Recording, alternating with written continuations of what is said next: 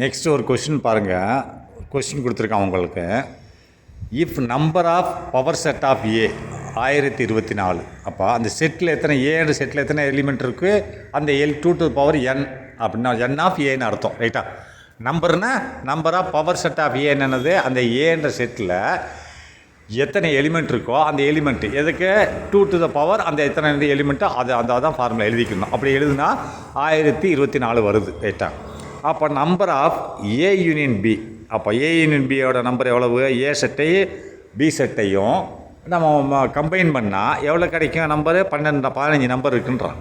And number of power set of B 32ன்றான். Then find number of A intersection B. A intersection பியில் உள்ள எண்ணிக்கை எத்தனை நம்பர்கள் எலிமெண்ட் இருக்கிறது என்று சொல்லுன்னு சொல்கிறான் இந்த செட்டில் ஏ இன்டர்செக்ஷன் பியில். இப்போ நம்ம என்ன பார்க்க போகிறோம்? ஃபஸ்ட் அவன் என்ன கொடுத்துருக்கான் அதை எப்படி எழுதுவோம்?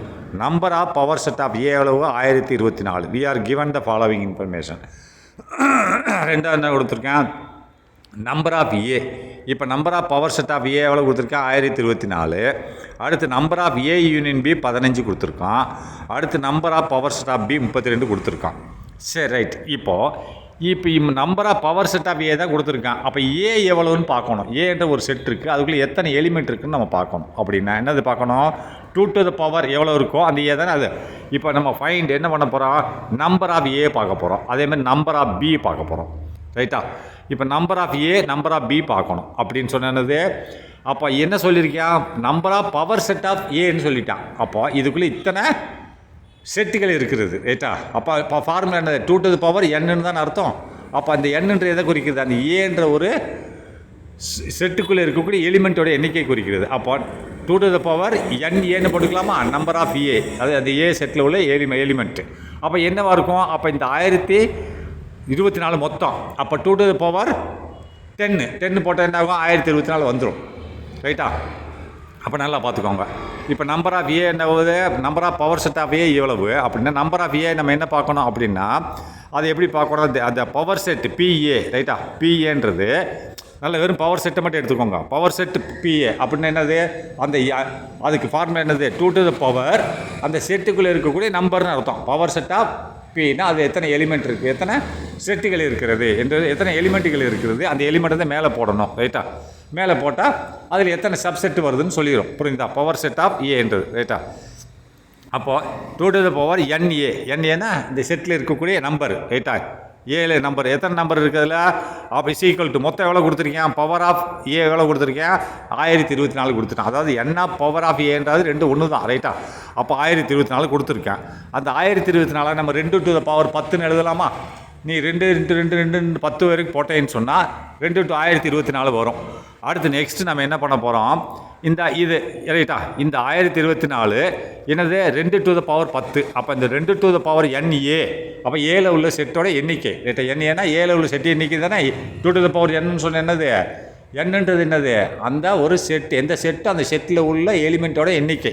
அதை இங்கே என்னது? ஏன்ற செட்டோட எண்ணிக்கை. இதுதான் 1024 சப்செட்டுன்னு சொல்லுவாங்க. ரைட்டா? பவர் செட்டுன்னு சொல்கிறாங்க. பவர் செட்டோட எண்ணிக்கை அது. ரைட்டா? அப்போது இப்போ இது நம்ம 2 to the power NAன்றது மொத்தத்துக்கு இவ்வளோ சொல்லிட்டேன். அப்போ அது NA என்னவாக இருக்கும்? 10 இருக்கும். ரைட்டா? 2 to the power 10 அதான் NA. ரைட்டா? அதுதான் 1024. அப்போ NA = 10. NA வந்துடுச்சு. இப்போ பவர் செட் பி எடுத்துக்கோங்க. அப்போ 2 to the power NB. ரைட்டா? NBன்னு என்னது? மொத்தம் 32. அப்போ பி எதுனா 5 2 2 × 2 2 2 5. ரைட்டா? அப்போ 2 to the power 5. அப்போ NB = 5. ரைட்டா? இப்போ ஒரு ஃபார்முலா இருக்குது, காமன் ஃபார்முலா.